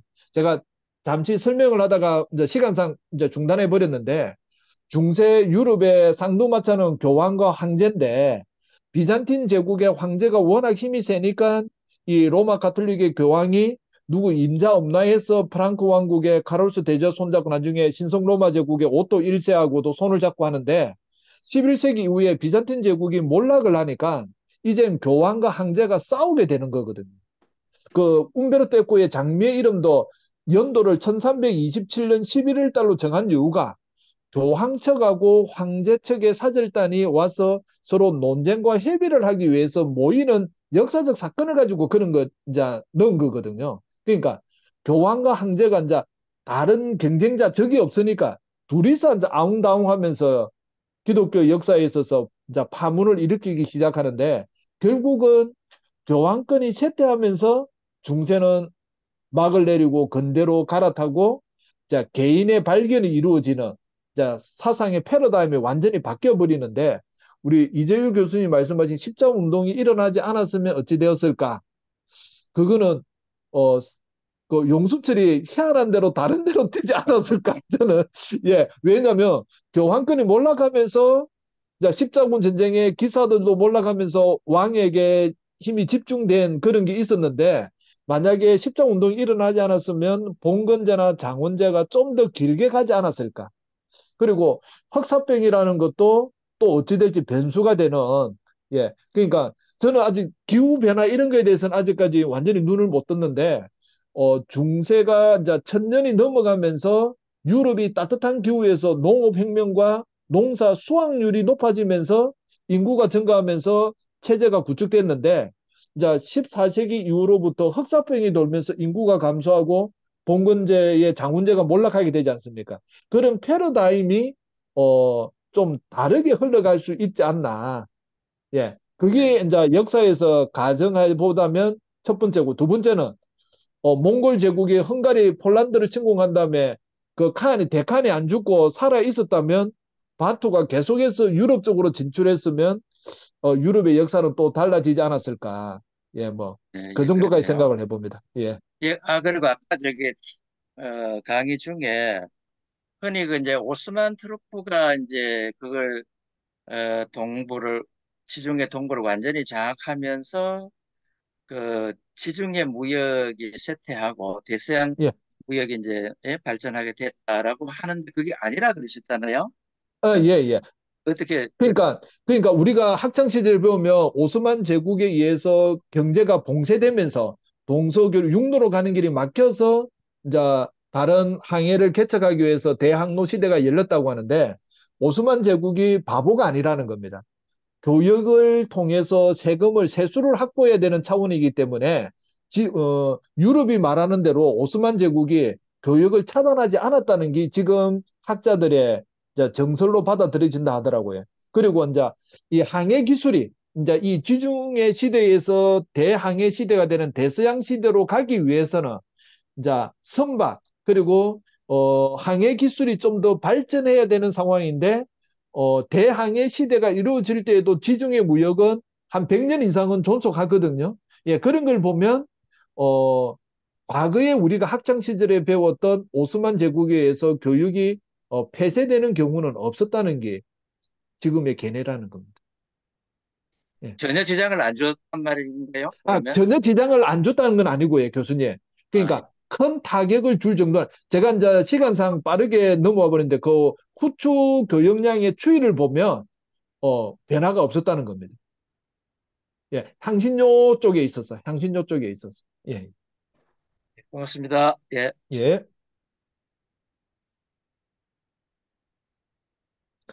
엄소거되어 있습니다. 우재영 목사님. 역사에는 이제 만약이라는 게 이제 예, 의미가 없다. 뭐 정확한 건 모르겠는데 이제 그런 이야기를 하잖아요. 사실 뭐 우리는 기독교인으로서 하나님이 이 세상을 어떻게 운영하느냐 하느냐 또 이제 또 신학적인 용어로 이제 섭리해 가느냐 이런 것하고 이제 함께 이제 우리가 좀 공부를 하고 생각해 봐야 되는데 참 그게 진짜 어렵잖아요.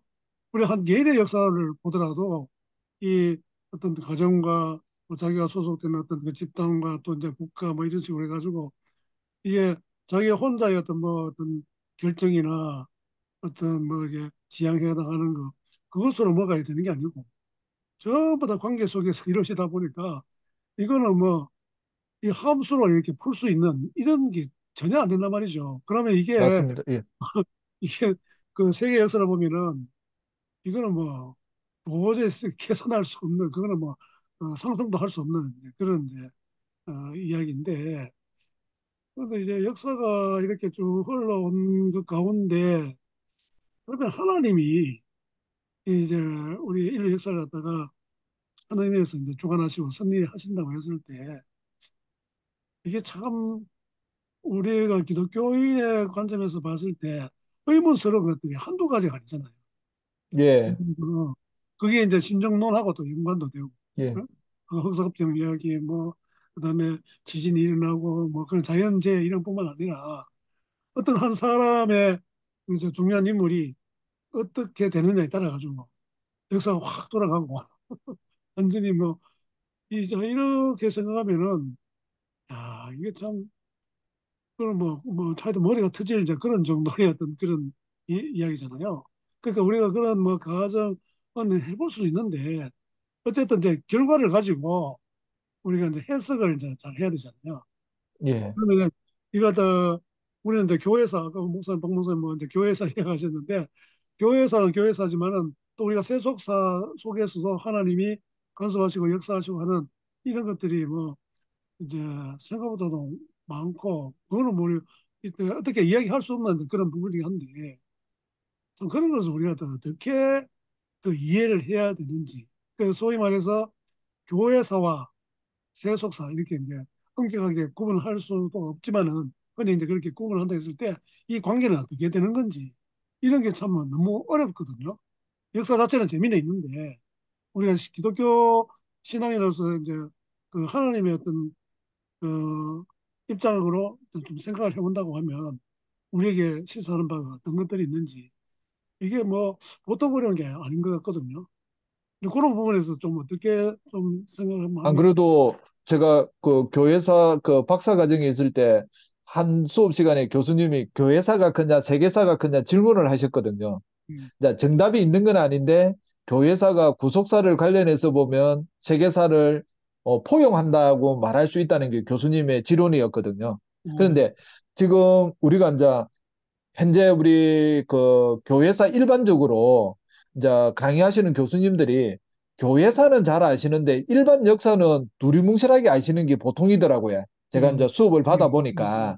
그래서 제가 일반 역사에 좀 더 관심을 가지게 된 이유도 제가 교회사는 교수님들만큼 말을 못하지만 내가 일반 역사를 결합해가지고 하면 다음에 언젠가 책도 쓸 수 있지 않을까. 예. 어, 그러니까 사고의 틀이 음, 그냥 우리는 뭐 학교에서 배우니까 세계사는 크고 교회사는 작다 이래 할 수 있는데 그때 우리 그 교수님이 준 저한테 아이디어는 교회사가 더 클 수도 있다라는 그런 화두를 던져 주어서 그걸 앞으로 이제 어떻게 이제 해결할 것인가인데 일단 제가 판넨베르크에서는 답은 좀 찾았거든요. 판넨베르크의 지론으로 가자면 교회사가 훨씬 큰 거는 맞거든요. 그래요. 예, 예, 예.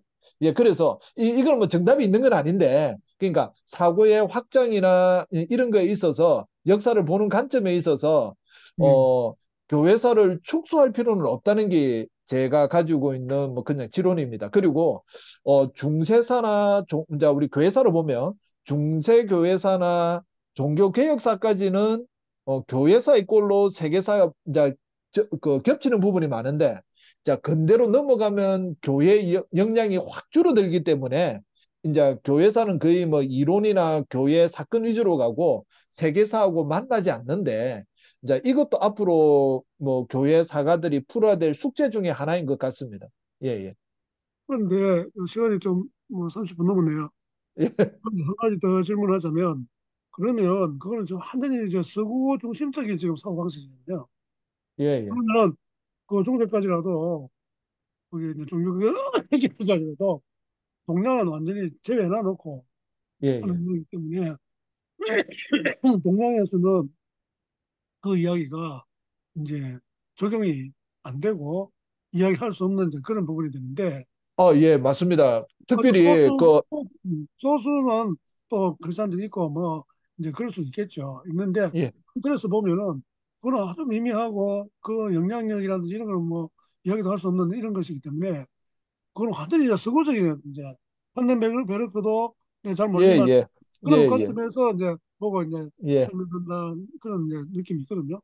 예. 그 부분을 또 어떻게 근데 보면 그게 이제 교회사가 이제 선교 역사까지 담으면 이제 사고는 이제 제3세계 아시아나 아프리카나 남미까지도 이제 그런 사고는 할 수 있다는 겁니다.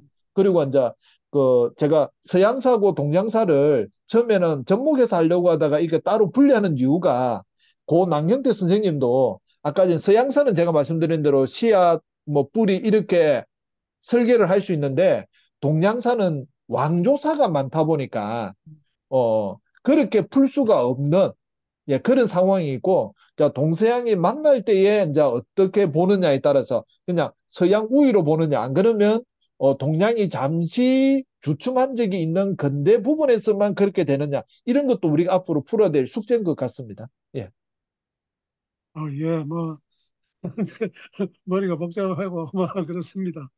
예, 오늘 잠을 잘 자야 이제 그 문제가 또 이렇게 해결되기도 할 것 같은데, 어쨌든 아유, 너무 그 중요한 그 강의를 참 심려를 기울여가지고 공부하시고 강의해 주셔서 너무 감사하고요. 내년에 그 계획한 대로 그렇게 좀 진행을 하면은 좀 좋을 것 같습니다. 예, 예, 감사합니다. 예, 저는 우재영 목사님이 판을 제공해 주는 바람에 제가 공부를 좀 더 매할 수 있게 되어서 감사하고요. 근데, 어, 오늘 같은 경우에는 뭐 너무 좀 광범위해서 이제 틀만 소개했다면 예, 이제 내년부터 할 때는 이걸 좀 촘촘하게 나눠 가지고 하면 훨씬 더 우리 박 목사님이 원하시는 대로 어 자세한 설명이 이루어지지 않을까 하는 생각도 조심스럽게 해봅니다. 예. 예, 그, 그런데 뭐, 이거 저기 지금 마칠 때 가서 혹시 마치고 잠깐 더 할 수 있나요? 지금 마치는 시간을 자꾸 지연시키기는 곤란하고. 뭐 괜찮습니다. 그러면 우리 그 다른 그 계획이 있긴 있는데 조금 이야기를 좀 하죠. 뭐 따로. 조금만 더 할까요? 조금만. 그 이제 우리가 흔히 이제 중세가 암흑시대냐 뭐 이런 얘기 하잖아요. 그런데 이제 암흑시대라고 보는 관점을 아까 뭐 독일 얘기 다시 한 하여간 근대라는 계몽주의를 경험한 근대라는 관점에서 보면은 중세는 확실히 뭐 암흑이다라고 볼 수 있는 것 같고, 또 하나는 이제 교회사적으로 종교개혁이라는 관점에서 보면은 또 타락한 가톨릭은 또 암흑이다 뭐 이렇게 볼 예, 수가 보통 있는 것 그래 많이 같아요. 보고 있습니다. 예, 예. 그렇죠, 그죠? 예, 그런데 예. 이제 이 천년 동안에 사실은 신학적으로라든가 그다음에 어떤 사회 경제적인 부분에도 뭐 또 변화가 있었고, 그러니까 그걸 반박을 하자면은 아니야 절대로 그 암흑이 아니야라고 만약에 반박을 한다면 어떤 근거를 가지고 와서 반박을 할 수 있을까요? 아, 예. 첫 번째는 이제 우리가 중세 천년이 공식 문서는 라틴어지 않습니까, 교수님? 그런데 우리가 이제 종교 개혁을 단행했던 마틴 루터가 독일어를 이제 성경 번역하면서 자국어, 그러니까 각국의 언어를 사용했다고 하는데 실제로 요 움베르토 에코의 중세의 이야기를 보면 그것보다 몇백 년 앞서서 길드, 그러니까 수공업, 상공업, 수공업자들이 서로 조약을 맺는 거에 있어서 의사 선생님처럼 월등히 공부를 많이 한 단체에서는 라틴어를 사용하지만 그렇지 않는 상인이나 수공업자들은 자신들의 계약 문서를 작성할 때 뭐 예를 들면 뭐 이탈리아나 독일어나 뭐 이런 식으로 중세 시대에 이제 자국어가 발전하게 되었다는 겁니다. 그러니까 언어의 언어가 라틴어가 권력이자 뭐 독점이었는데 그걸 깨기 시작하고 언어가 유럽 쪽에서 비약적으로 발전하는 기원은 중세 시대였다는 것. 그다음에 로마 제국이 몰락을 하면서 로마가 닦아놓은 가도 육로가 피폐해져서 관리가 안 되니까 교역량이 끊겼는데 나중에 프랑크 왕국과 뒤에 이제 봉건제 이제 십자군 전쟁 이렇게 되면서 육로와 해로가 다시 열리는 이제 있었고 그다음에 특별히 이제 책 분야에 있어서도 유스티니안 루스 대제가 만들었던 로마법 대전이 이제 비잔틴 제국에서 서로마 교회에게 선물로 줬는데 그걸 교황 이하가 보지 말라고 500년 동안 잠자고 있었답니다. 근데 우리가 잘 알고 있는 대로 1088년 볼로냐 대학이 법학을 중심으로 대학이 탄생하게 되었는데 그 탄생하게 될 때에 라틴어를 가르쳤던 이레니우스인가 그 하는 선생님이 독학으로 로마법 대전을 공부한 다음에 강의를 하면서 필요한 학생들이 몰려와 가지고 보느냐 대학의 법학이 이제 완성하게 됐다는 이야기가 있거든요. 그러니까 책으로 몰락했던 중세가 암흑기라고 하는데 잠자고 있던 책을 끄집어낸 것도 중세시대라는 겁니다. 그래서 무조건 천년을 다 암흑기로 봐서는 안 되고 암흑기 시대도 있었습니다만 아닌 시기도 있다. 그리고 특별히 이제 아리스토텔레스의 사상을 진가를 발휘할 수 있도록 단체를 제공한 사람이 그 소고트족에서 그 공직에 있었던 보에티우스라는 사람이거든요. 그 보에티우스가 정직에 의해서 감옥에 가서 자기가 지은 책이 철학의 위안이지 않습니까?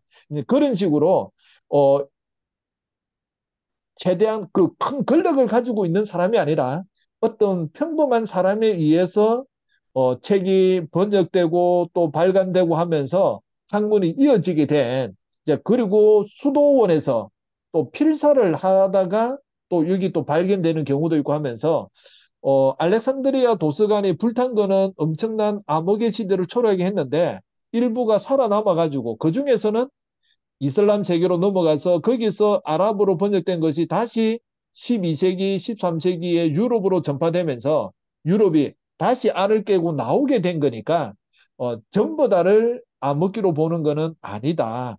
예, 그게 움베르토 에코의 이제 주장이고 그 다음에 또 하나는 뭐냐면 지금 중세 이후에 문을 열었던 이성의 기반을 두고 우리 인류가 500년 이상 이성 중심으로 사고해 왔는데 움베르토 에코가 기획한 중세 1, 2, 3, 4권에서 주장은 뭐냐면 중세처럼 이성과 감성의 조화를 이루어야 된다.